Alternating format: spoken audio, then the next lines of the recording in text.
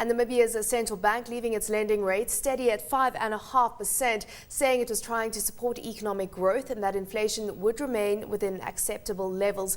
The bank raising its growth projections to 4.7%, that from 4.4% previously. For more on the decision, we're joined by Mpumbu Shimi, the Governor of the Bank of Namibia. Governor, thanks as always for breaking down the numbers for us. But I suppose the interesting point is that you're looking at slightly stronger growth of 4.7% this year, but you're still concerned around the impact that potentially interest rate hikes could have on the economy, which is seen as vulnerable right now. So break down your thoughts on where growth is in Namibia at this point in time.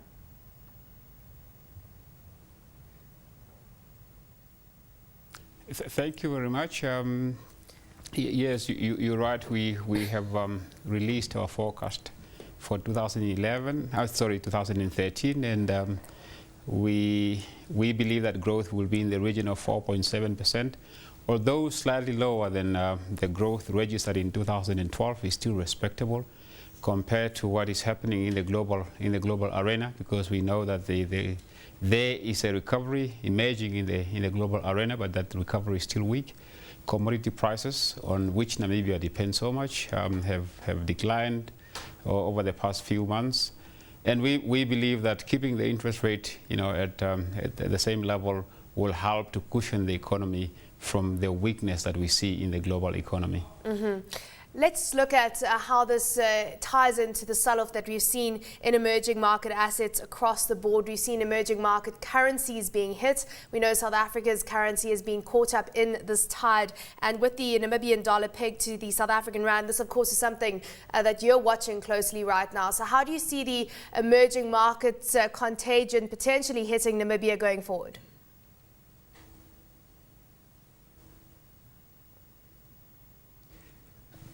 We believe the uncertainty in the emerging market will probably be with us for quite some time, as we see growth getting stronger in the mature markets. In the U.S., we're already seeing some green shoots in the U.S. We see some recovery in the U.K. Also in the euro area, we have seen for the first time, in probably 2 years, the euro area has registered a positive growth in the second quarter of this year. Now, with those developments, the money that has been coming to the emerging markets over the past 3 years or so, some of that money will go back, and that will put emerging economies in a weaker position. So that's a development that we are watching with keen interest. Mm-hmm. We will hope that sometimes it will come to an end. And obviously, with that withdrawal of liquidity out of the emerging markets, it affects the currency to which the Namibian dollar is pegged to, which is the rand. But we believe we are going to lean against this wave. As a region, we will emerge as a stronger region. Yeah, I mean, we saw inflation figures coming out from South Africa today, where we saw inflation breaching the 6% mark, 6.3%. And so this, of course, is going to shape decisions for the SARB, perhaps affect their thinking on interest rates. Do you think that's the case? And do you think that you need to be taking a look at the inflationary impact of a weakening currency in South Africa, and, of course, the effect that will have in the local context in Namibia going forward?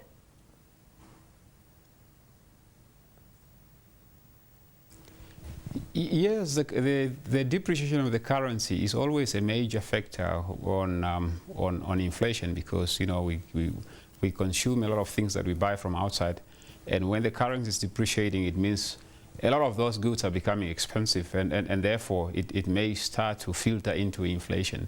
Right now, prices remain, although in South Africa it's in the region of 6%. In Namibia, just slightly below 6%.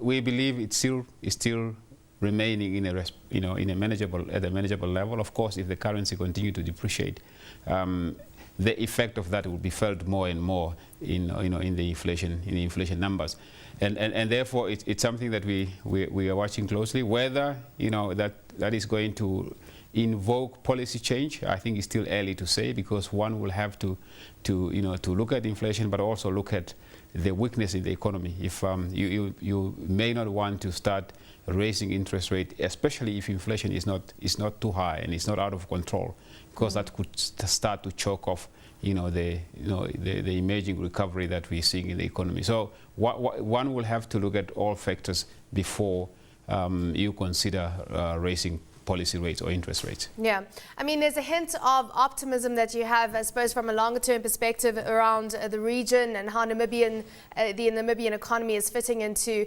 broader sub-Saharan African growth. So what is that based on right now, and kind of what gives you cause for hope when you talk about the region emerging stronger out of this period of, I suppose, fragility right now?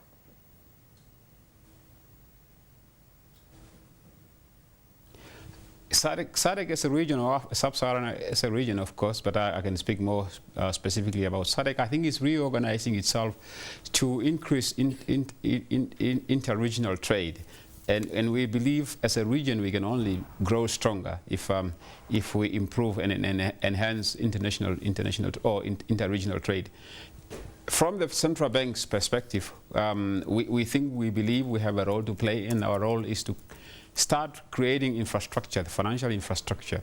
And one of the things that we are looking at as a committee of central bank governor of SADC is to improve the payment system infrastructure so that money can flow from one country to another country at ease. And that will help to facilitate trade, because if traders can receive their money on time, trade can be enhanced.